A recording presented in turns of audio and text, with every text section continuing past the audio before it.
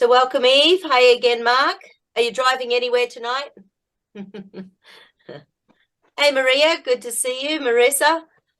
Yeah. Hi, Morning for hi, Maria. Madonna. Hello, hello. Have you got some sleep tonight, Marissa, before you woke up? Excellent. Where are you from, Sheena? I'm from South Africa. Wow, South Africa. Nice, nice. Beautiful. So did anyone manage to, it doesn't matter if we, can I share stuff on here? I don't know how to share documents on here. Let me have a look. Should be able to share your screen. There's that little button at the bottom, share screen, and then you should be able to just share a screen that's got the document on it, so it will show whatever document you've got open. Let me go have a poke around. How's everyone's days been? All right. Productive. Yeah, it was a bit of a, you know, it's really hard when there's lots of egos going on. I've been part of 2 meetings the last couple of days where there's just been massive egos going on, which has been very, very interesting, because I just sort of sit back and I think, that person's not going to be happy about that. And sure enough, yeah, people lose their lollies. Oh, they're not there. Where are they? Okay. Are you talking about combative energies, Madonna? Yes, just a little bit. And in fact, once, going back a long, long time ago, I was at a course on the Sunshine Coast. The teacher was Lynn McCall, and she was basically taught. I went out to lunch and I got back and there were a whole bunch of other people not back yet. And because of that, I asked her a few questions I'd been thinking about, because I thought, well, they're not back yet.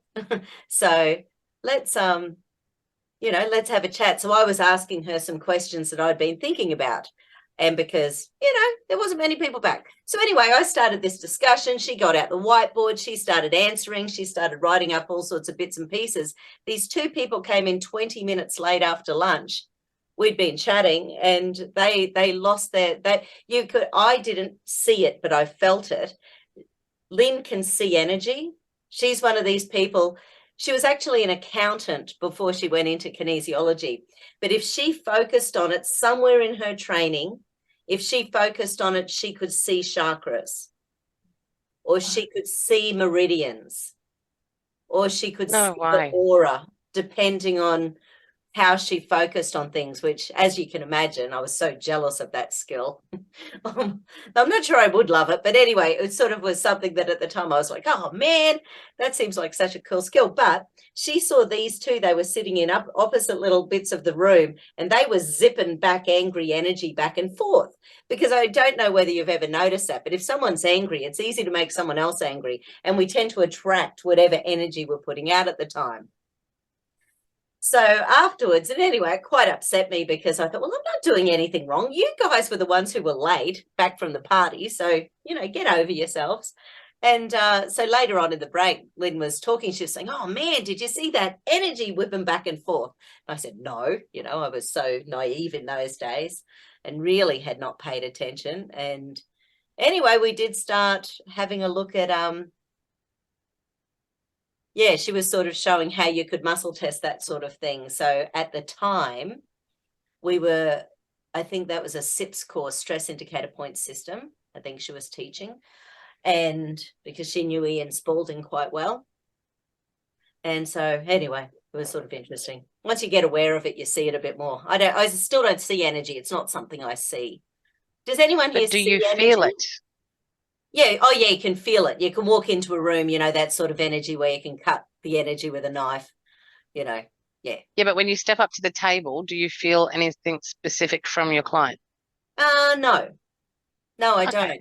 Although there's been a couple of very, very specific things that I have felt over the years, and it's not very often, but it's sort of like I had one lady when I was learning about all the figure eight energies and things like that. Actually, we could have a play with that tonight. But basically, figure eight energy, wherever you use it on the body, it just helps to knit up the aura or the chakras or break up the psychoneural points that are jammed in an area. So you can use it anywhere, anytime, it can't hurt us. So Gordon Dixon, he had this guy, he sort of said, okay, has anyone had any big operations? This guy said, I've had a gallbladder operation. And this guy had a scar about that long that it was like they just sliced him open. It was the hugest scar. I can't remember how long it had been, but it was still red and raised and gnarly. So Gordon just sat there, and over the scar, let's just pretend it's like this. He just started doing these little figure eight energies along the scar. And I was sitting there, and at that time, I was not energetically sensitive in the least, and I was feeling nauseous. And he just kept doing this little thing. And after a while, I sort of said, is it too hot in here? I feel really sick. But about half the class was feeling sick. It wasn't just me, which was also like, oh, really? That's sort of interesting. And I had another lady who had, because he had felt really ripped off with that operation. So you can imagine, because he was expecting a keyhole operation. So he should have had a couple of tiny little things. So you can sort of do it over scar tissue and just help to, remove or diffuse some of the energy that's locked in there. And I had a lady on the table who she had a breast removed with breast cancer. She had been treated horrendously. And I know a lot of people have really good experiences medically, but she had been treated horrendously the whole time. Everything she said she wanted to try, she was refused. They didn't allow her to do it in her own time with her own combination of they just disregarded her as a human being the whole way through the process. So she had this big gnarly scar as well. And anyway, so I was doing a similar thing, and I kept having to pull my hand back from her body. As soon as I would get closer to her body, the scar tissue, I was feeling sick. So I would actually just pull back out. So I don't know whether you know, but the aura can actually be out of our body by meters sometimes. Yeah. It can be meters. Yeah. So someone that you are working on, close to you might actually have to get back really far away from them in a different layer of the aura in order to be able to get as close to them. Has anyone else ever experienced that with Marissa? Yeah. Yeah. And I had remember teaching us to stay back a couple of meters, like give people space when they're treating and don't be in that treatment space. You have to be like 2-3 meters out of the way. Yeah, and I think that used to be the rule with Bowen therapy as well. So Bowen therapy, the idea was that you would do some moves, and then basically, like Tom Bowen taught, that you would actually leave the room or leave them alone, and in hindsight, he was like a vet or something, who just started working on the connective tissue on animals and then started working on humans, but he had no medical background, but he's created this amazing skill base of practitioners who can help all sorts of things. Someone just contacted me today, actually. I thought she might jump on, but she was a Bowen practitioner. Has anyone heard of Bowen? Yeah, so Bowen's like a connective tissue movement. So it's basically like you've got this connective tissue, and it's basically like, we call it rolling across, the muscle. And basically it helps to put a stopper in the muscle. And those spindle cells we've been talking about the last few nights, so spindle cells, it basically says to the spindle cells, hey, have a look at how tight this is and go see whether it's correct or not. So it's like, is this too tight? Is this too loose? What's going on? What can we do to wake it up? Madonna, can I ask a question? Please. You're talking about scar tissue, and on last night's video I was watching, where the scar tissue, I know that the scar tissue stops our meridian or causes blocks or whatever. Years ago, I took a nutrition response testing, and one of the things that you asked them is, do you have scars anywhere? So kinesiology wise, I kind of know what to do, but do you have any ideas like of oils or herbs or anything that they can do that you can put on the scar tissue that kind of helps release that? Well, essential oils especially is what I'm thinking. Like, is there an essential oil that you can think of that might be something that you could use to help with that? Well, I suppose I'd be thinking along the frankincense, something that helps to reground, because anything that creates scarring is going to have like a high charge associated with it. But a little video I watched today that I shared on our Kickstart group this afternoon was about, it mentions piercing and things. So going back to times of Egypt, potentially. So I was listening in the car driving along, but they were saying that the reason they would put diamonds on the ears was to actually activate centers in the brain with light. So in fact, he was taught, that's why I shared it, because I had a look at where the pineal gland, and I thought that is not where I had believed the pineal gland was. So sort of, you can imagine the side of the brain. It's actually like underneath about here, like about halfway back. I've always been told it was in underneath here. Well, that's how I visualized it. I've known stuff a long time, so I'm sure at the time I would have had this much knowledge and, remembered this much wrongly. So, but, it's actually way in underneath here. It's almost in the center of the head. Pardon? I think it's almost in the center of the head. Yeah, it is. And what he was saying is that it looks like an eye looking down, almost on your spine, almost on your spinal cord or something. But also the fact that light affects it. Why is it so far deep inside the brain if it's an organ that light affects so much? And he also made the comment that if you close your eyes and you visualize light, so just everyone close your eyes for a moment, and visualize light in that center of your brain. Just visualize light. That's our brain making that light. So if we can do that, imagine the power of our brain. Our brain can make light, which sort of gives us an idea, like if we don't see anything, and actually, again, my friend Linda. So when she first, because she was double logic when we were doing creativity, when we were doing the leap integration processes, she could not visualize to save herself. If someone said visualize a hibiscus, she could not do that. Doesn't matter if she's got 20,000 of them out in her yard, she could not visualize to save herself. And that's a sign that we don't have any gestalt in the brain. So the brain, if it's neurologically screwed up, there's some things it's just not going to be able to do. But visualization helps to create pathways. So a lot of the stuff we've been talking about this week, it's about creating new pathways.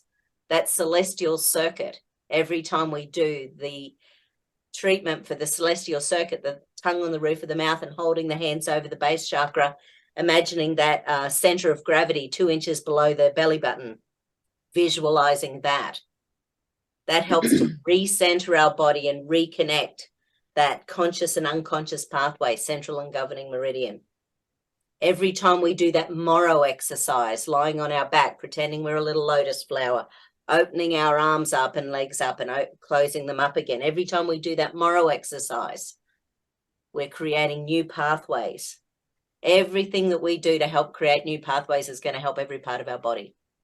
It's interesting you mentioned the pineal, Madonna, because I remember about 3 years ago, I was doing a session with someone and I got this really strong download about the future of human healing, and that we were going to be discovering all these things about how the human body interacts with the greater energy field. And some of it was going to be really confronting for society to actually come to terms with. So I don't know what that meant, but it may just be that there's very advanced stuff that we haven't been told, or we will find out over time as it becomes more known as to how our body interacts with energy and the whole healing process. But one thing that came through that was really strong was that it was about the pineal gland, and how the pineal gland apparently has a really important role in the healing of the body, and it actually has a lot more functions than what we even know, and that there was something really important about its role in the healing of the human body, and that was going to become more known over time as well. So I just wanted to share that because I just thought, because you mentioned it, but I just thought it was very interesting. So anyway. Yeah, absolutely. And even things like melatonin, you know, which everyone knows that melatonin, you know, helps to convert that, you know, serotonin to melatonin and back again. But you know, one of my clients is taking about 60 milligrams 3 times a day because she's got breast cancer. It's one of these things that in the cancer world, it's an incredibly powerful nutrient that because it's very much involved in the immune system as well. No wonder it's hiding, you know, if you think about it, no wonder it's hiding away in there. But how does it get coated by the fluoride? You know, like if fluoride in our water is there and the pineal gland is the area that soaks up more fluoride than anywhere else in the body. Why is that? There's obviously some charge or connection or molecular something with that biochemistry. So anyway, that's why we've got to keep. I listened to a sermon one time, and a lady was telling a story how she had a friend who had brain cancer and called her to pray for her. And so she said she was praying for her, and the Lord gave her a scripture for her, and the scripture was, "Let there be light." And she said, and I was like, okay, that's a stupid verse, but whatever. So she called her and she said, here's what the Lord has told me, let there be light. And that's all I got for you. Well, she went to the doctor and she came home and she called her and she said, you're not going to believe this, but they told me that when they're doing my brain scans, that healthy cells in your brain, when it's healing from cancer, will put off light. Wow. And they want to see light in the scans. So it was just so cool. I was like, oh my gosh, that's so cool that it just kind of worked together like that. Yeah. And they saw light on her scans. Yeah. And if you imagine that's part of the, you know, when people are meditating, one of the tools that they use, and it's sort of like part of what I was thinking with this little balance tonight, part of the tool is to actually visualize light, healing light coming in, white and golden light, and releasing negative energy, darkened, you know, so sort of any icky energy outwards. So you breathe in the beautiful healing light and you breathe out the negative icky energy, you know, and it's incredibly powerful. Even to the point where there was a big study done here, I think last year or the year before, there was 800 people up on the Sunshine Coast, and these people were part of a someone famous was doing it, some dude who's got, you know, years of experience in studying meditation and stuff. But anyway, so we had 800 people for the weekend. They took bloods all weekend, they took urine all weekend, and they did lots of meditation, and they looked at to see what the physical energy changes that were happening in people's body from a medical perspective, so that science is happy. So anyway, not that science will ever be happy, but whatever. So basically it was, and what they found by the end of the weekend, there were such massive changes in so many people. In fact, one of them, which blew my mind, was a guy who was really EMF sensitive, you know, so 3G, 4G, 5G, can't be around mobile phones, you know, any computers, you know, so he's wireless and he lives a really clean life from that perspective. By the end of the weekend, he had no EMF sensitivity. Now, who knows how long that lasted for, but the fact that meditation changed something like that, that's bloody powerful. Yeah, well, I mean, I've had amazing things happen to me in different states, and I think hypnotherapy is very much connects into that too. So because it's trance states, but any type of meditation, you're dropping into some kind of trance. It's just different levels of trance, but hypnotherapy is based on that, right? Like you tap into subconscious through visualization, and then you heal on that level.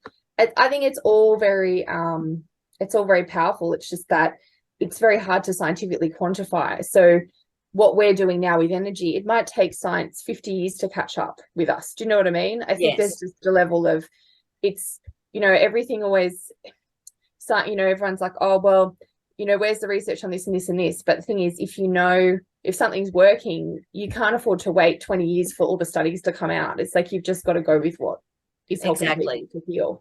Exactly. You know, even if everyone thinks you're a nut job. Yeah. Like, well, if it's working, it's working. So. Exactly. So, yeah, I my document that I saved an hour and a half ago has not saved on this computer. So it hasn't made its way over to this computer from the computer in the lounge room. So I was going to, okay. So basically what I was going to get everyone to do was go into rooms and talk through a healing process with each other. That was my intention. Not sure quite how to make that happen now. Maybe we'll do that tomorrow night. I'll get my hubby to make sure stuff is working before I kick into it. But that's very, very challenging. And anyway, it is now on the Kickstart Kinesiology. So everyone could print it out over the next 24 hours. Then we'll have it for tomorrow night. Maybe that. So therefore, since I was going to do that tonight, what would you like to chat about tonight?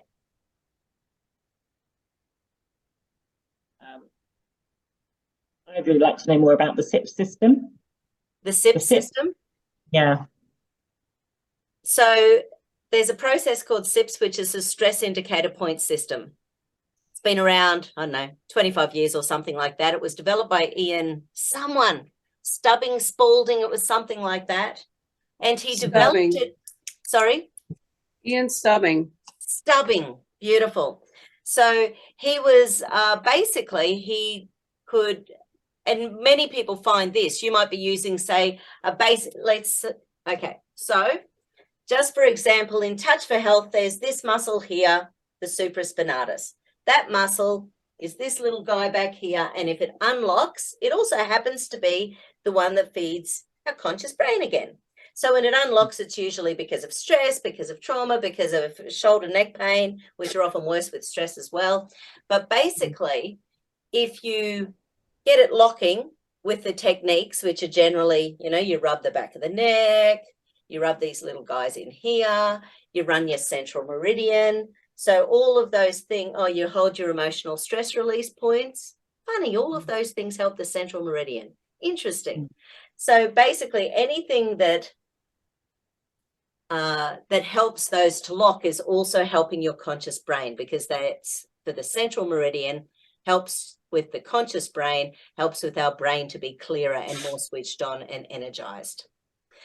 So of course, what ended up happening years and years ago was that it was found out that if you had one practitioner work on you and then you went to another practitioner, things would start to unlock. So both practitioners and students thought, what the heck's going on here? Why can I be locked over here and then I go to this practitioner and the same thing unlocks? Am I just breaking something as I walk out the room? What's going on? And it ended up being more along the lines that it's all about context. So we were chatting about context earlier on the week. So if I check the supraspinatus in relation to nothing and it locks, so there's no movement, but then all of a sudden I start talking about, for me, everyone might not have been affected the same way. But for me, as soon as the lockdown started in March 2020, that was not a great time in my life. I could see through the BS immediately. I didn't know what the hell was going on. No one was talking about natural immunity. No one was talking about sunshine. No one was talking about vitamins, minerals, nutrients. And in fact, I kept being censored on Facebook for even talking about boosting natural immunity. So not a great time in my life. Really peeved me. So you can imagine all of a sudden, if I've got all that going on in my brain, that muscle can start to unlock again. So what Ian Stubbing found was that basically he could speed up that process rather than having to go into each trauma and find all of the things that unlocked things. He found all sorts of points that you could use on the body that would actually speed up the process of, it's basically like more of the same, more of something else. So is there something more that you can do? Because if someone's got shoulder issues and they've had shoulder issues for 5 years, they want to start getting solutions fairly quickly. So if you can use muscles, if you can use muscles and then keep getting deeper and deeper and deeper and layer after layer after layer of the muscles until there's nothing left, that's the sort of thing that SIPs helps you to get into. And like Judy was talking about last night, the back page of the Touch for Health, that's got all of the many different, it's got lots of emotional, spiritual, I can't remember the headings, but let's just say there's lots of acupuncture points and things. So what are they, Judy? electrical, emotional, biochemical, structural reactivity. And it's got the support techniques and reactivity with the balancing techniques under that. Yeah.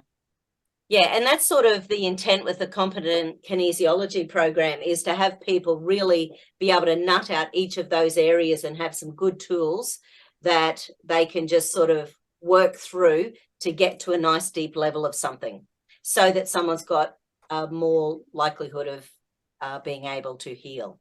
Because while all that trauma is locked in a joint, while all that trauma is locked in an organ, while all that trauma is locked in an area of the brain, it's really hard to get past it. And it's like saying to someone, don't think of monkeys. You know, while we are trying not to think of monkeys, don't think of monkeys. Whatever you do, don't think of monkeys. Don't think of monkeys. You know, sort of like saying, oh, you've got to stop thinking about your divorce. You've got to stop thinking about losing your job. You've got to stop thinking about that. You know, so our brains will focus on the thing that it doesn't want to get hurt from the most, whatever that is. Oh, sorry, you switched off, Nicola. Oh, am I on now?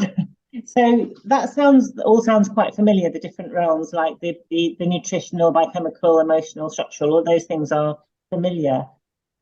But I thought SIPS was something different and new from what I already had learned. So I wondered whether it went deeper. So does it go deeper than those fundamental realms into? Well, there's a whole bunch of points that you can use. So there's things like there's points for skeletal, there's points for connective tissue, there's points for different layers of the aura, there's points for different cellular injury, there's points for there's a whole bunch of things. And then you can also, each of those points, you can use the technique to heal it physically, emotionally, structurally, or spiritually. Right. So there's sort of like a little process.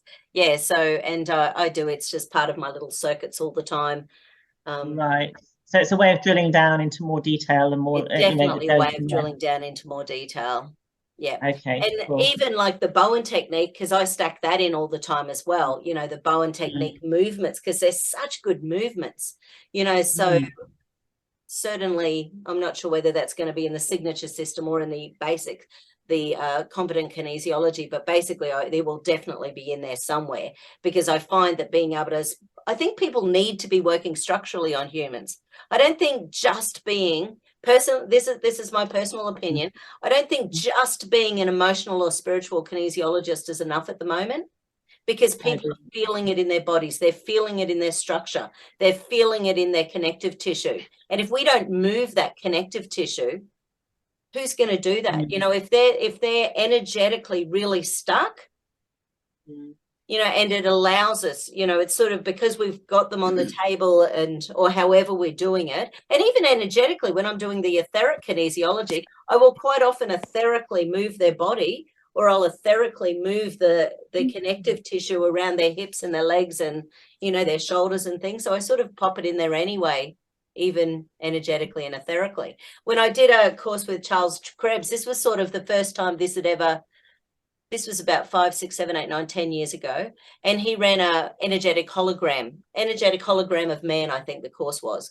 And basically in part of that was doing the immune system in the way that I've been doing it forever, but he did the etheric immune system. So it's the immune system within the aura, the immune system within the energetic field. It's that part of the immune system that's traumatized being out there in the world. You know, what's out there in the environment, what's out there, you know, what's out there. And there's all sorts of stuff out there. So does this still influence, your physical immune system then, or is that more just energy work? No, it works on both. So your physical can affect the world around you and your energy around you, and your energy around you can absolutely affect your physical. 100% both. Yeah, amazing. Yeah. Yeah, 100% both. And I've had people who I have spent oodles of time working on that etheric immune system, and that's been the sort of thing that's helped to shimmy their energy back into their body. Because what's going on with your immune system if your immune system is trying to kill you off? So if nothing works in your immune system, you've got no fight. You walk into a room, you get a cold. You walk into a room, you get a cough. You walk into a room with someone else, you get aches and pains for the next 3 days. What is going on with your immune system? somewhere in your immune system, it's gone, I don't want to live. What am I doing here? Why would I look after this human being? They've always found that with chronic immune issues, there will nearly always be something in the background where that nervous system of the immune system's just gone, I don't want to be here. But is it the conscious brain? Is it the subconscious brain? Is it the unconscious brain? Is it the 60,000 messages we give ourselves every day that we don't pay attention to? But once again, that's why visualization is so powerful. It's interesting you were saying about not wanting to be here, because I had like chronic immune issues for ages, and then I ended up, my main healing started during COVID in the middle of a very deep, it was actually a channel meditation I was doing with a client, but I kind of was guided to kind of go out into space, and then I felt all of this energy being pulled out of my feet. And I remember at the time thinking, I cannot believe how much energy is in my feet, because I had been doing clearings on myself for years, all these kinds of clearings that I did, but it just obviously wasn't the right energy or the right time, whatever. So, and then after that, it's just everything changed and my body just started to heal. But when you think about the feet, it's like the feet are our connection to the earth. And then, of course, they say we've got the chakra under the feet, like the earth the eighth chakra. Yep. And I remember as a child, like my mum said, when I was a baby, she used to get me to sleep by massaging my feet. And that's how she put me to sleep. So, but I just was fascinated by the fact that all of this energy, it felt like someone like literally pulling material out of my feet. And so it was all just sitting somewhere, and then my feet, and I was able to let go of it. So, and then that kind of took me on the path of that healing, but not that it, you know, it may not have completely healed, but the vitality was all, obviously whatever was there was blocking it from, so whether it was blocking me from connecting to the earth or there was something else, but there's heaps of points in the feet too. So it connects to all the organs and the reflexology and all that. So, so yeah, but the feet being on the earth, it's like, okay, well, you know, that idea of being on the earth, being safe to be in the world, it kind of sort of makes sense in terms of the feet thing too. Yeah. And another one of my friends who does massage, she always finds that when she's working with someone, she will go first to the feet, because then when she's massaging the feet, she'll start to get the information about the person from the feet. So it's almost like the feet tell the story of the person, or there's a lot of that person in the feet that will communicating about that person. Well, let's just chat about the feet for a sec. So in hypertonics, the PNF stretching, there's some points on the bottom of the feet that when you switch them on, they help to activate every muscle in your body. So basically there's a hypertonics thing that I regularly do. And once you get used to muscle testing with another human being, all you need to do is touch the bottom of the feet as lightly as anything. And if that unlocks the indicator muscle, that's a sign that the foot is not telling the 600 plus muscles of the body to switch on when we're walking. So my first experience of that was when I was doing hypertonics with Trevor Savage a million years ago. And he said, so what he made us do, because we were all brand spanking new prackies, you know, we're all, 5 minutes experience. So he made us do like I can't remember, a 14 muscle balance or a 28 muscle balance on everyone. And then he got everyone just to stand on their feet, and the partner would just rock them from side to side, forward and backwards, lay down on the table, rechecked all the muscles. And it was amazing how many muscles instantly unlocked. Because once again, you're doing something new to your body that wasn't part of the context of the balance. So that's why I tend to start with feet pretty soon into my balances these days, because they're just so important. Because the feet, we're standing on the ground exactly. We're clawing ourselves to the earth sometimes when we're in fight and flight. When we are checking structural stuff, you can imagine if your feet are locked into the earth, you are ready to go. You are ready to fight. You're ready to run, so that clawing into the earth, it's a survival pattern, 100% a survival pattern. So that's why, so reflexology is so powerful, because it just helps to switch it on. But with the feet, you basically, okay, my feet aren't pretty, sorry about this. So with the feet, you basically rub out in every direction from the center. you go out really firmly in every direction, and then you twist and pull all of your toes. That's my Auntie Mari toe. So basically you do it real, and it's firm. You don't do it waffly because your feet are strong. Your feet are powerful. So you want to go up and out in every direction from the feet, twist and pull each of those toes, because in reflexology, this is your toes. So by twisting and pulling your toes, you're waking up your neck muscles, you're waking up your brain. I do foot detoxes on people. Oh, very nice. And so, because when I do the bioresonance scanning, foot detoxes is really great for the liver and also to get the metals out and all that stuff. So at the end of every foot detox, I do a foot pad reset. I throw them on the massage table and I get a couple essential oils and I do all of the foot pad resets and holding their gate points.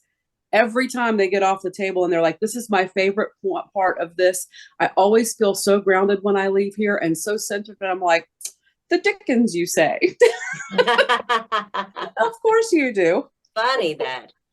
I love it. Yeah, it's fun. Yeah, We don't walk like on the ground very much. Like even when we have a practice of like earthing ourselves, it might only be for a few minutes of the day. You know, like when we were kids, in the days when kids had backyards and ran outside, right? Yes.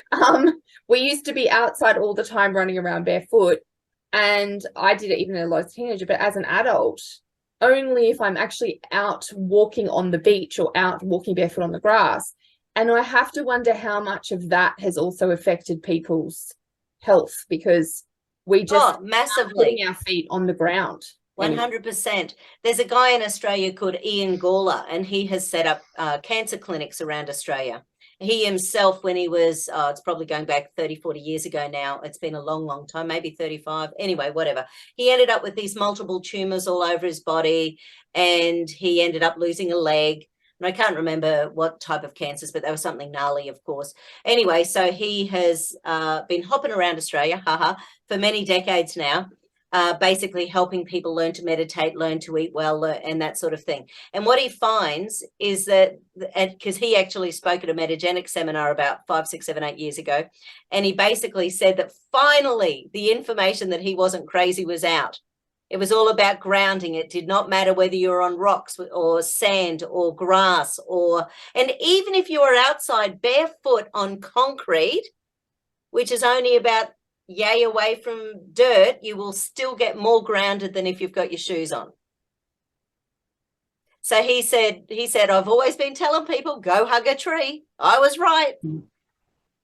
Oh, the other scary thing about that, just sort of thinking about the negative intent out there with anyone who's a natural healer, is that when his class, he always has like 20, 30 people in like these support groups for all different types of cancers. The people who were doing 100% medical model, those people had 100% support from their families. The ones who chose to go natural, most of them had no support from their family. It's another reason why we need to be out there on the planet helping people, giving them support anytime we can. Yes, Judy. Your advice in making sure that we're grounded after we've been dealing with people. That comes down to how sensitive we are. So part of what I do throughout my balances is ground myself constantly through the balances. So if I'm giving them a flower essence to diffuse some stress, I automatically take the flower essence myself. A lot of the time when I'm running the anti-clockwise over the heart, which is like the switching, I do it on them, and quite often I'll do it on myself. If I'm running the central meridian, they're telling a story and I'm holding my little, the little video camera spot on the shoulder and I'm hearing their little story, sometimes I'm running my central meridian. So I think you need to be thinking of your own health the whole time you're doing a balance on someone. Yeah. The whole time. One of my students from many years ago, he used to feel like he actually had a whole bunch of tests done medically because he thought he was having heart attacks a lot. And he was a bit of a chubby dude, and and he was sort of maybe late 50s. It's well before the last few years. You know, so it's a long time ago, you know, but he actually had a whole bunch of medical tests done. They couldn't find anything wrong till he finally realized he was taking on all of their stuff. He actually had no idea. He ended up doing like a medical intuitive course so that he would be more switched on with their energy and his energy and know, you know, where to have that boundary energy wise. And, you know, when we're looking at the organs of the body, the two organs that are connected to out of balance empathy and sympathy are the spleen and stomach energy. So in Chinese medicine, they're the yellow energy. They're the spleen is yin, stomach is yang. You know, spleen pancreas is one meridian that it's yin, so it's feminine. It works all the time. The stomach is yang. It works some of the time. That's my little joke, Mark. With the yin organs, they're feminine, they work all the time. The yang ones are masculine, they work some of the time. Has to be said at some stage. No, it's just a little Chinese joke. But yeah, it's sort of those two organs. But when we're really getting out of balance with our empathy and sympathy, you know, so we're taking on too much stuff, we're not having boundaries, you know, because it's one thing to have sympathy for someone, but it's a whole other thing to take on their problems 100% as ally. We will never make it as practitioners if we do that. Madonna, I've got a question for you about how the kinesiology works, because I remember when I was studying it, I asked this in class and we had this discussion about it, but I never really got an answer that fully made sense to me, so you're standing and you're muscle testing someone, right? But you're doing it silently. So therefore, I asked, how does their body know what you're asking? And nobody could give any kind of scientific explanation. So the only thing I can think is there's some kind of telepathy going on, because I'm muscle testing your body, but I'm assuming that your body is interpreting what I'm thinking, because it's not like I'm even saying it out loud, and it's not like you're muscle testing on yourself. You're muscle testing on another person without even telling them what you're doing. So there's an assumption that their body is interpreting what you're doing without you saying what you're doing. So what's your explanation of that? Because it's I have a definite explanation for that I believe. Woo-woo. Yeah. No, I believe that the second we're touching someone, we've got that energetic connection. So everything that muscle tests up can be them, it can be us. And that's why I take the flower essence. It's why, you know, it's why you sometimes as a practitioner can attract the same people over and over and over again. And you end up saying the same thing 3 times in a day and think, have I said this to you before? And you end up apologizing for thinking you're saying the same thing to the same person, but it was actually that person and that person as well, because you've attracted those people that you're needing to heal in yourself with. But the second you're touching them, your energy isn't separate from theirs. Yep. So your brain is connecting to all the energy, connecting the two of you. I've never thought of it being a telepathy thing, but every thought has a frequency. So as you're having the thought, you know, like just say you're once again checking central meridian, and you know something's going on with someone, and I can even ask the client to say, okay, so think about someone at work, you know, and if it unlocks, okay, so think about your boss, think about this person, think about that person. So you can just get them to think about it in a heartbeat, and then it can sort of connect. So how do you know that it's their stuff that's coming up and not your stuff? Well, you're chatting them through the process as well. So it's really your intention at that point then. I think it would be intention. Marissa, do you have a thought on that? I ask. Yeah, right. I just ask the client, does this ring true to you? Does this make sense to you? Because then I'll know, and does it make sense to me? Because if it doesn't feel like something that I've ever gone through, then it's obviously probably not my stuff. But I'll always just ask the client. Yeah. I talk a lot with the client. I'm not silent the whole time. I do ask a lot of questions to myself, not out loud, but I do ask the client a lot of questions when they're on the table. Yeah. Yeah. And I know that, it's probably a lot of intention. You're probably right there, Eve. You know, that could be a big part of it too. Judy, do you have a thought? Yeah, I'm like total involving them in everything. I'm explaining what we're doing, what we're going after, and like you rub there and I'll rub here, you touch here and I'll touch there. and it's made a significant difference because they're empowered. Yeah. Maybe And it's Ross also Smith just used to always, always be saying, we're testing this much muscle hold, and there's a specific hold, so that when it doesn't lock, it's very clear to them, and when it does lock, they go, oh, wow. So Yeah. it's very interactive with what I'm doing now. Yeah, and I just always heard that, your energy's, connected as soon as you're working with someone. so Yeah. Madonna, if you're sort of there just testing a whole bunch of stuff on someone's arm and they don't know what you're doing, you're Yep. just doing it, then the assumption is that their body is understanding what you're asking. Absolutely. So it really then is this kind of high level intelligence energy going on, because Yeah. That's what I love about otherwise it so it much. doesn't, it's not like you're out loud asking their body to respond and they actually have to physically hear you and understand what you're saying. It's like it's more on a subconscious level, it seems. Yeah, totally. I mean, I would say it's intention and consciousness, because consciousness is all encompassing, all involved, comes through, around and about everybody. So for me, it's like, it is, you could call it telepathy, but it's all, in a way, it's all the same thing. It's consciousness, it's intention, it's context, it's all of those things. And it also comes down to even the ability of the practitioner and their level of skill. So it's almost as if the patient's consciousness understands the level of complexity or sophistication of the practitioner. So the result you get will be at that same level of sophistication, depending on their experience. That's what I believe about it. Yeah, that's how I would interpret. But you could call it telepathy, but I'd call it consciousness and intention, but it's all the same. Yeah. Marianne?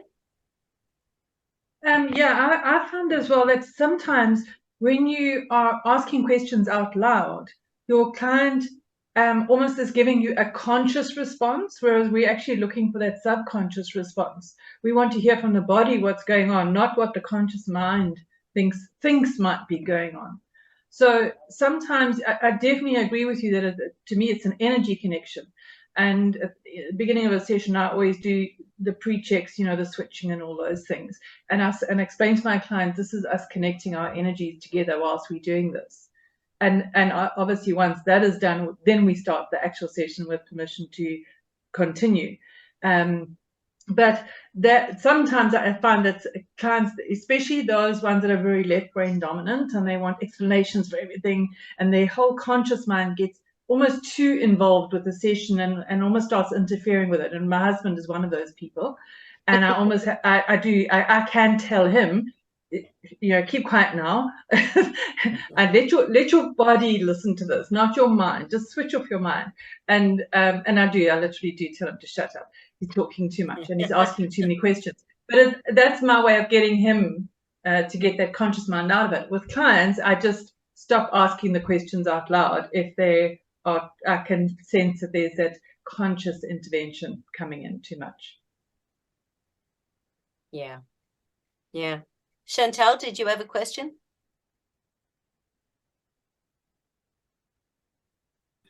No, I was thinking, it's probably just more a thought, but I'm thinking, like, before clients, do you do a bit of I call it a 5-minute holiday? Because with the work with the horses, if I don't go into those sessions with a clean energy, the horses actually, because they amplify everything that's going on in the client's energy, if I'm not clean, they'll amplify something for me, and you'll be like, okay, I obviously should have, and so now it's like, it's so important for me that I get that 5 minutes beforehand.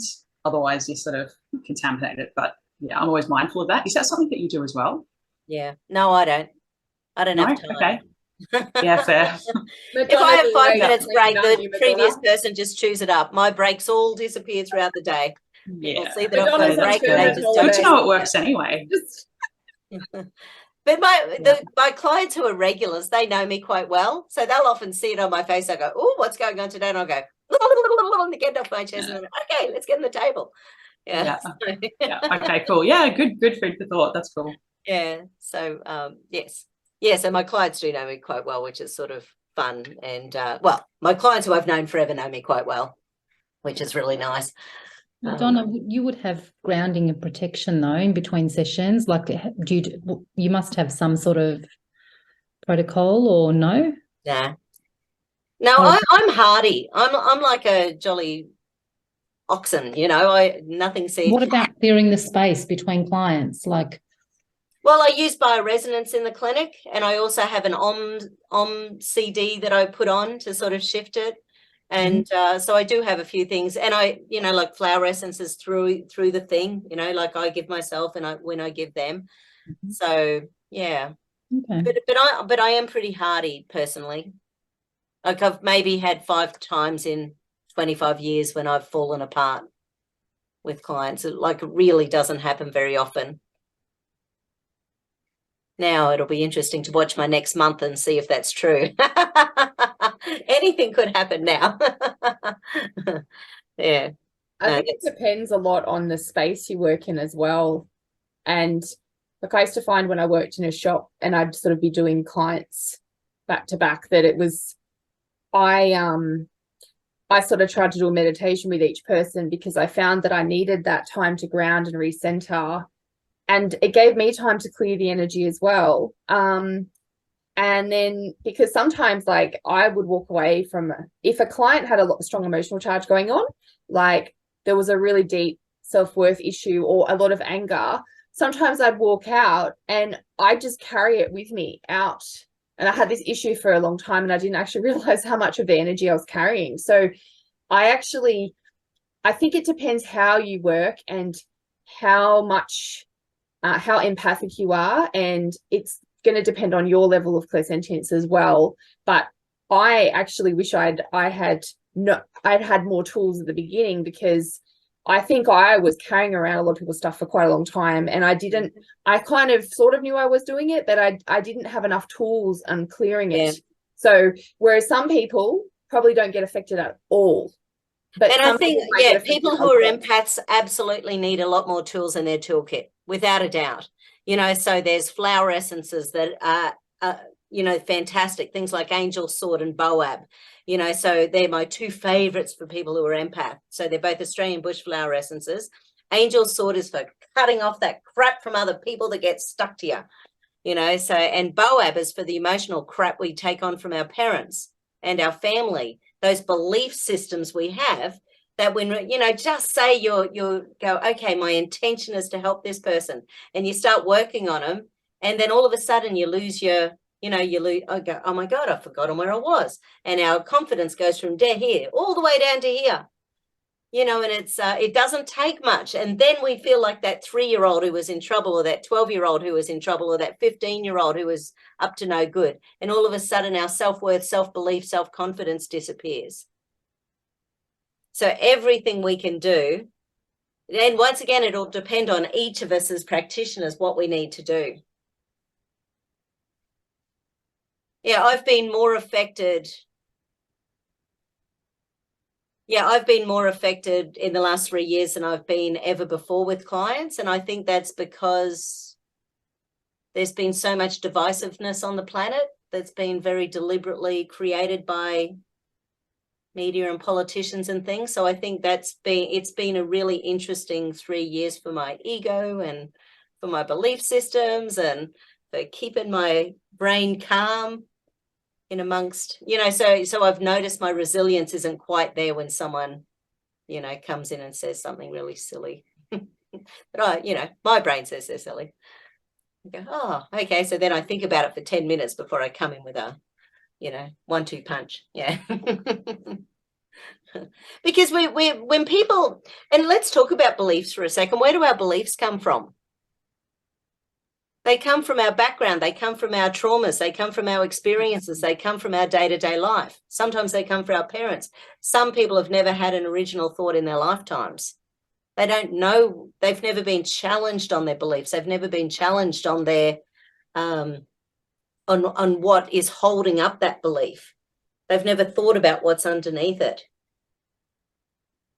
You know, and if you've never been challenged, and that's why I'm so opinionated these days, because I am. That's why I'm so opinionated these days, because I've been doing this for 28 years. I've seen a lot of stuff. It's why I believe in energy work too. Like I said, there's a story about little Lawson last night. You know, you have a story like that come out where someone dreams about one of your clients. She'd never met the client, and then she just brings up, you know, my client on the day that he dies. And I'm like, how does that happen out there in the universe? People can't tell me there's not energetic connections. I think I'm at the point where I just think now, if people don't want to believe in something, usually it's because they haven't had the experience themselves with it. But for me, I just think it's sort of like people that have like near-death experiences. Yes, like you can't expect somebody who hasn't had one to believe or understand your experience. It's like somebody who's had childhood trauma versus someone who hasn't. And so if the person, so I always say, oh, well, I understand why they wouldn't believe in it, because they obviously haven't had the experiences that I've had with energy. And I don't expect that they would believe in it, because even myself, if I went back, say 20 years ago, some of the stuff I've experienced, I wouldn't have thought, I wouldn't have actually thought was possible, because I hadn't experienced it yet. Yeah. So it's almost just going, that person's there because they haven't had the experience that I've had. Yeah. And I sort of joke that people are in the third, fourth, or fifth dimensions. So the third dimension is the little cocoon they're born with in the world. They're in the matrix. They believe everything they're told. They don't question anything, because their whole little world is based on everything they're being told from the day they're born. So if you don't question that, you're in your little matrix and you're happy, and, you know, the government's good for you and everything your parents tell you is the truth and life is good. It's when you start poking your little toe out into that fourth dimension and you start going, oh, really? That's not what I've been told my whole life. Really? Is there a side effect to that? Really? There's energy? How does energy work with the body? You know, it's like the woman who did open heart surgery for 20 years before she realized that, gee, there might be stress before a heart attack. You know, you just sort of sometimes, you know, when is our little toe going to poke up into that fourth dimension? And this is where we're going to find people moving forward. For anyone who's a healer on the planet, people are going to be traumatized when they're locked in that fourth dimension. That's all about finding out information. It's information gathering. It's opening up those little portals to other things that you never knew were true, or you never knew were lies. And you go, oh, really? That's pretty interesting. You mean mainstream media didn't tell me the truth? And then you really want to get up there to the fifth dimension, you know, where you're cool and calm about it. You know all the shit. You know, it doesn't bother you anymore because, hey, that's the way it's always been. But, you know, we've lived enough lifetimes that we've learned enough lessons, or our genetics, whatever we want to call it, you know, whether it's genetic memory, inherited memory, whether we've got enough of that inherited memory on the planet for enough lifetimes so that we've got enough knowledge about what's going on that we end up going up into that fifth dimension. Okay, life is good. Life is good. Life is good. I always joke my hubby's in the third dimension. He can be there. He can be happy in the third dimension as long as, you know, it doesn't. Why does he not? He doesn't believe in any of this woo-woo stuff? He is he's very logical. He's a computer programmer. He knows you know, he's happy with what I do. He doesn't care, you know, but yeah, he didn't get jabbed, which is the main thing for me. Yeah. Madonna, just a bit of extra validation for that energy side of things. And I see it all the time just with the horses. And as much as it's like a psychotherapy work, it's also, it's so intuitive, and it comes out with that energy side of things as well. But if you get a client who you don't know what their background is, they often, you know, they don't talk about it, but you might see the horses fighting. And I've seen this a lot, you know, work with a herd who each horse has their own disability, and they're rescue horses. But I mean, they're horses that don't fight suddenly have a whole heap of conflict until you later find out that that person's got domestic violence at home. And I've had about 3 of them. And they're horses that just they're not like that, that everything, like, they're just amplifiers for what's there. But you can't tell the horses, you know, this person doesn't go out and chase them around or anything. This person can just sit in the middle of the paddock and the horses play this out. So I just think we're exactly the same with humans. Imagine what we bring into a room when we've got that stuff going on and we haven't processed emotions and energy in our own life. What do we bring into a room? The horses can feel it. Like, I see it every day. But I just think we do the exact same thing with people. Yeah, exactly. Yeah, well said. Because kids and animals, they keep it simple, don't they? Super. You know? It's awesome. Kids just let you know. You know, they Yep. just, keep it simple. Yeah. Keep it simple. I think it's also something that I've noticed with society in general, and I've been grappling with this a bit lately in terms of unresolved trauma. It's like society is not comfortable with emotions and trauma, and it's almost like anything to distract from actually feeling anything painful.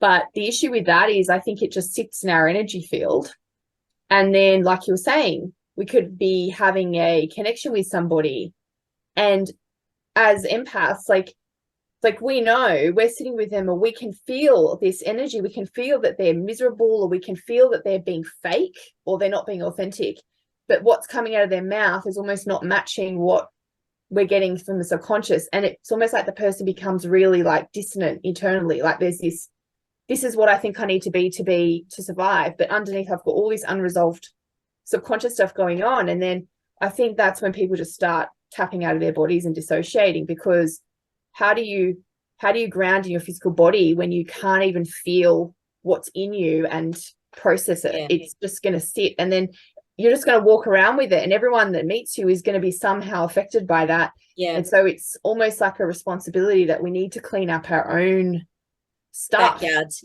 And so many people are almost given better jobs when they're the nasty one. They're given better jobs when they're psychopaths. They're given better jobs, you know, if they can cut down the workforce and tell people to work way more. You know, it's like the psychopaths seem to do better because, you know, they're probably business people or something, you know. Just it's quite interesting. But they often don't want to do their work. They believe they're 100% fine. And I often have teenagers on the table as well. And, you know, teenagers with eating disorders, teenagers with, you know, doing the cutting thing, teenagers with, you know, just major stuff going on. And when I say to them, because the parent will be saying, oh, they're doing this and doing this and doing this. And I say to the teenager, but how are you feeling? They go, I feel fine. They don't get it. They're just in their own brain. And I think that's the whole thing about boundaries and patterns as well. We all think we're okay until we don't. But, you know, we're living our own patterns in our own brains. That's what we do. You know, so until we're actually ready to go, do I want to change? What does Tony Robbins say? You need to have a certain amount of pain or punishment before anyone's willing to actually make a change. And that's usually the people who walk through our doors. You know, they're ready to make a change. Mind you, sometimes people would rather take 20 tablets a day than do a single bit of emotional gear. Well, that's the other issue too, because I think still a lot in Western medicine, and I mean, to some degree, there's still this approach of we'll just medicate it and go about your life. And that's as far as we look at it. We don't. And here in Australia, on average, a doctor will prescribe an antidepressant or anti-anxiety drug to a woman with less than 6 minutes. Whereas a man who comes in with the same symptoms, I'm not sure, this was about 5 years ago, they did a study here in Australia, and the same man with the same symptoms will be sent off for a whole bunch of bloods and things. They want to find out what's going on. And there was a study in the States where they looked at 28 states, and they basically collated a whole bunch of information about mental health. And similar thing, they found that there was a really short number of minutes before the doctor prescribed antidepressants, anti-anxiety, anti-psychotic drugs. And on average, they were on 12 months before they were sort of even thought about starting to come off them. But how many things are just transient? Or how many things could be transient if we didn't drug them to death? You know, like obviously if you lose a child, obviously if you go through a divorce, obviously if you lose a job and you're financially in hard straits, in dire straits, obviously those things are challenging. But does going on a drug and suppressing our emotions for the next 20 years actually help? Because how many people get off those drugs?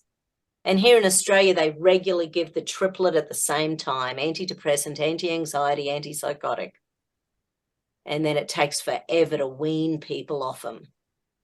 Well, the other issue too is that it's sort of band-aids. So people that are in situations where they actually probably need to make changes in their life. And don't do it. It's a whole fast food medical system, isn't it?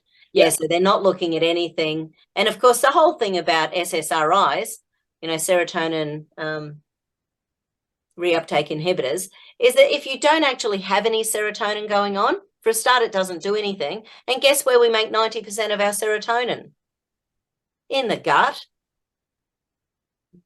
So they're giving us a drug that helps to recycle it in the brain. They, of course, don't work on the gut. And guess what happens when we take the drug?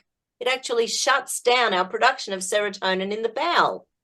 And serotonin, it's one of the main neurotransmitters in the bowel to make your peristalsis happen. So if you're on SSRIs, you're going to get constipated. You're going to destroy your microbiome. Is it possible to rebuild? Oh, everything's possible. Everything's possible. Of course.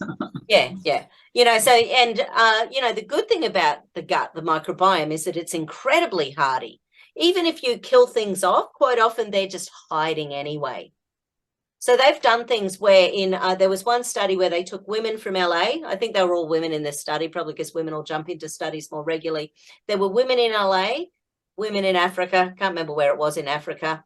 They basically swapped diets. So they took all the people from LA to Africa and vice versa. And they fed the LA people African diet. They fed the African diet to the LA people, if I did that correctly. And basically they looked at their microbiome. So you can guess what happened. The LA women, their microbiomes improved out of sight because they took all that Western bull crap food out. The African women went to LA, their microbiomes were decimated. And it was only like a 2-week study. It was only 2 weeks, it was just phenomenal. So really, absolutely. And I think one of the things, Chantal, about it is that there's energy of everything in there as well in our microbiome. Our gut wants to be well, but it's the hardiest of everything that thrives and survives in there. So if we've got lots of the nasty stuff, and there's good E. coli and there's crap E. coli, there's sort of, but if we've had lots of antibiotics, if we eat lots of foods with antibiotics in, which of course everything has antibiotics in these days, everything has everything in it.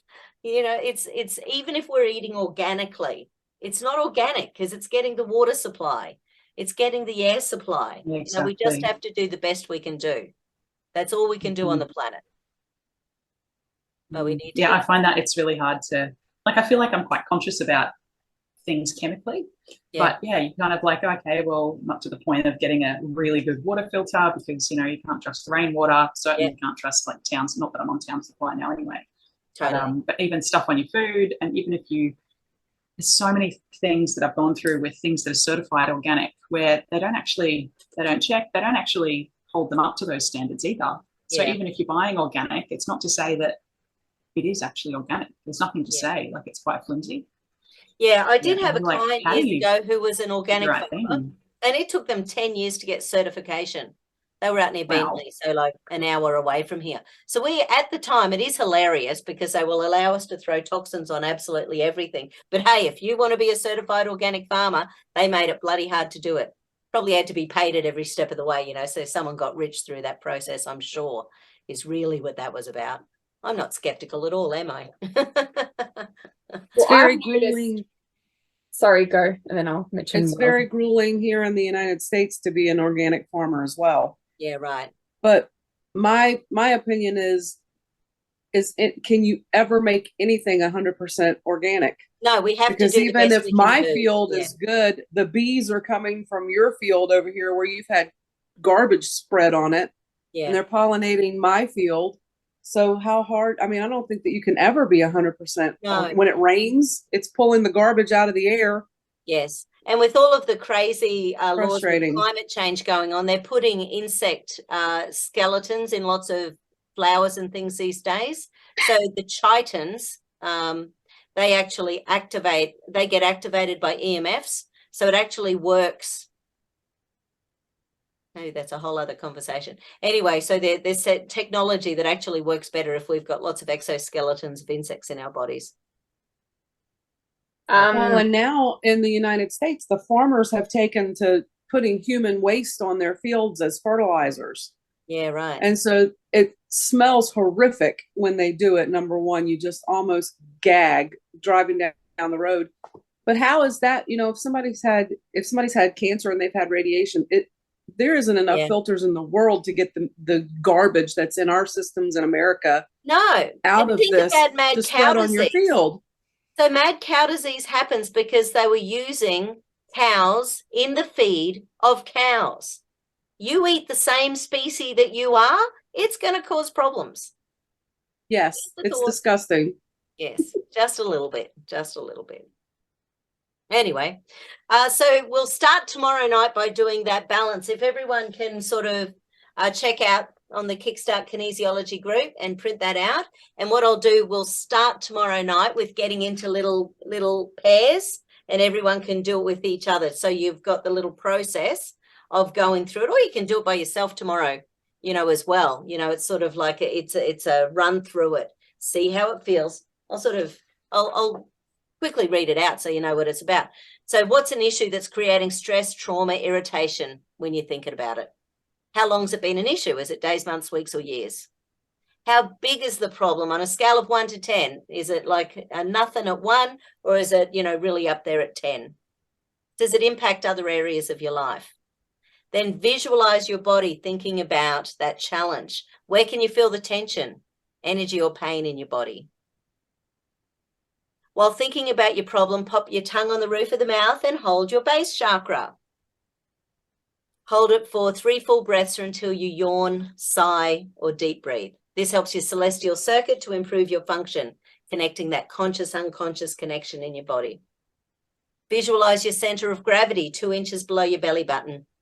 Visualize white gold healing light coming towards your center of gravity and releasing dark, icky, and murky energy on your out-breath. Do this for several inhalations and exhalations. Think again about the original stress or trauma. Where are you sitting on that 1 to 10 scale? Has it shifted yet? How's that charge? Because don't forget, it's all about the charge of our trauma, the charge of our stress. Now use the brain buttons, thinking about the stress, holding your hand on the navel and rubbing the tailbone with the other. Swap hands and repeat. That helps the connection between the front and rear of the brain. Now hand on the navel, rub your kidney 27 points under the collarbone. This helps your left and right hemispheres connect. Logic, creativity come into the equation, finding solutions. Now hand on the navel and rub the top and bottom of the lips. This helps connections between the central and governing meridians, similar to the celestial circuit, but a bit different. Swapping hands and repeating, thinking again about the stress. Where's the charge sitting?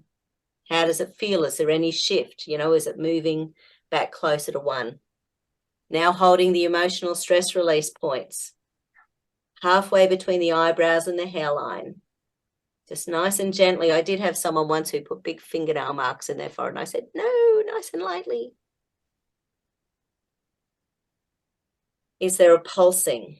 Is it feeling one side, both sides, nothing, but just waiting once again until they pulse or yawn, breathe, or sigh?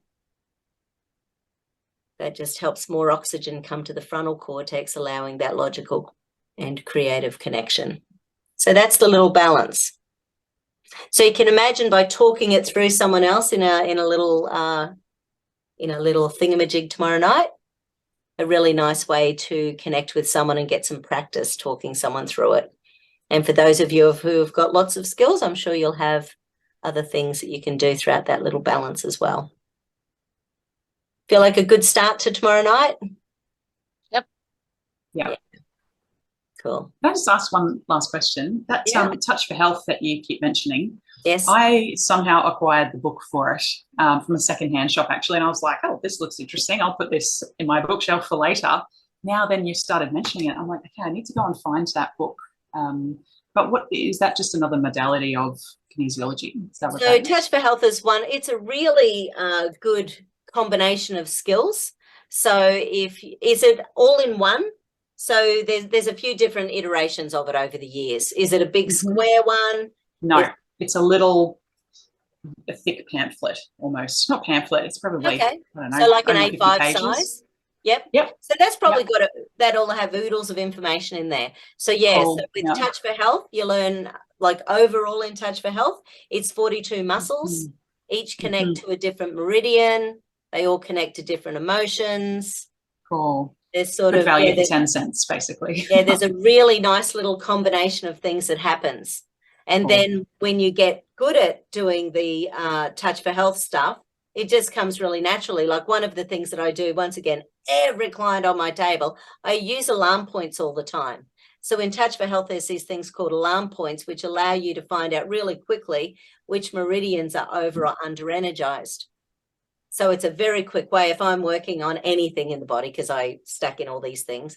But basically, like just say you've got an emotion. So you can quickly go through and go, okay, so where in the body is this emotion connected? And you can whip through and go, oh, well, hello, we've got some of that stuff in the liver. And then I'll go and check out a liver chart and I'll find the extra emotions that are locked in the liver in relation to whatever we're doing.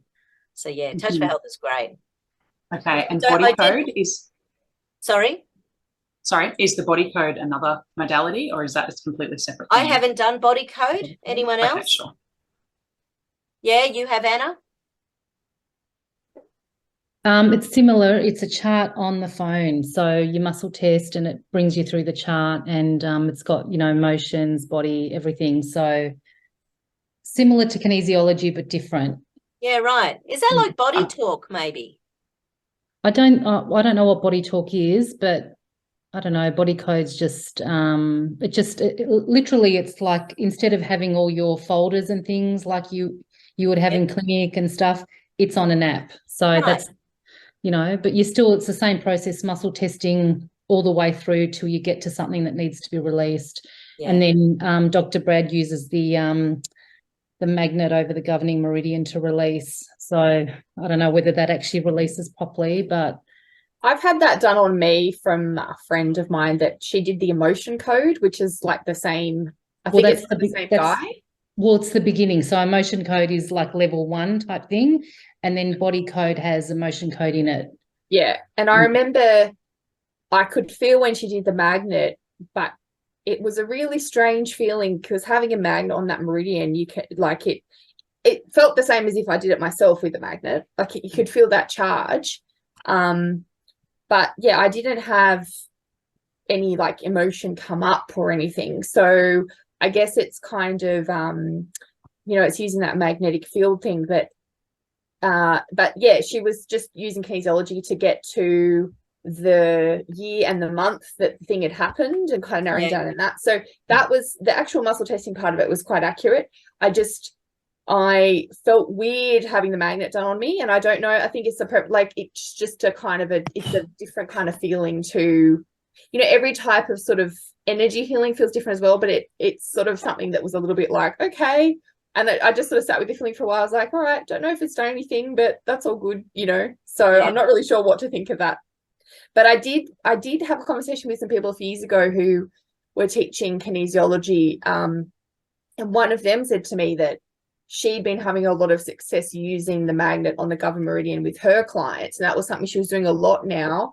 And I thought, okay, well, that's interesting. Well, maybe she's finding that it's changing the muscle test after or whatever. But yeah, so it's sort of, and then I think, is that more effective than just running your hands on the governing meridian? You know, I don't know. Like the magnet. He does say that you can just do your hand and intention. So yeah, I use lots of other things besides the magnet because I feel exactly the same way. I feel like the magnet is not necessarily clearing things long term. So I've gone off and learnt other things to combine in my sessions. But yeah, anyway, I don't know. What's your opinion, Madonna, on using the magnet on the governing meridian? It's been about 15 years since I've done a lot of magnet work. I did heaps and heaps when I learnt NOT with Trevor Savage and Carl Ferrari. Like there was a big magnet component there. But then I lost my magnets, so, you know. And then I think I bought more, but they weren't blue on one side and red on the other side. So I was never sure I was doing it correctly. And so I lost enthusiasm to work with that. Yeah. So I also wonder now with, you know, how we've got, because we've got parts in our body that are magnetic, right? Yes. Like apparently there's part on the nose and somewhere else. And then, you know, didn't they say with the jabs, there's some kind of magnetic component to some of the mRNA? Well, the graphene oxide is charged. you know, it has a charge and it connects to the EMF, which is, you know, one of the things. They know that some of the ingredients with the jabs actually grow the more Wi-Fi that's around. That's been part of what I've been doing, you know, the last year, working with Matteo Taylor, David Nixon and Shimon Yanowitz, you know, and sort of, because they've been doing all sorts of experiments with all sorts of things. So it's, yes. Well, magnetic fields is but any heavy metals in the body will have a charge eventually, right, you know, yeah. and that's one of the things. There's heavy metals everywhere, and Yeah. that's why some people are so incredibly sensitive around EMFs, because of and they've just got to detox that stuff out of them. Yeah. You know, regardless of chemtrails, regardless of what's in our foods, regardless of jibbity jabs injections, we've got to get the stuff out. You know, but graphene is really, it's only slightly charged. And the problem is it's not being found in electron microscopy because it's made of carbon and oxygen. So even though people are seeing things in live blood that they've never seen before, actually diagnosing it, we're really going by patents. You know, the patents say that there's that stuff in there. And so therefore we're, you know, flying by the seat of our pants, really. Yeah, it's interesting. I've used acumagnets on acupressure points, so I bought them to test out, and that was interesting. And I could feel them straight away as soon as I put them on points, like on my emotional, you know, stress points. But you have to obviously muscle test which side, like whether to use the negative or the positive. charge. Yeah, depending on what you're trying, whether you're trying to sedate.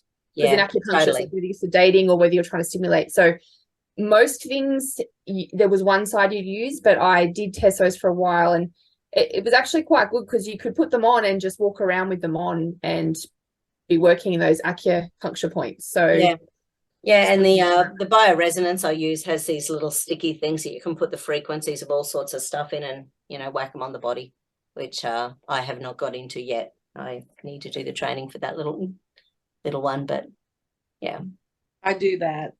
You do that.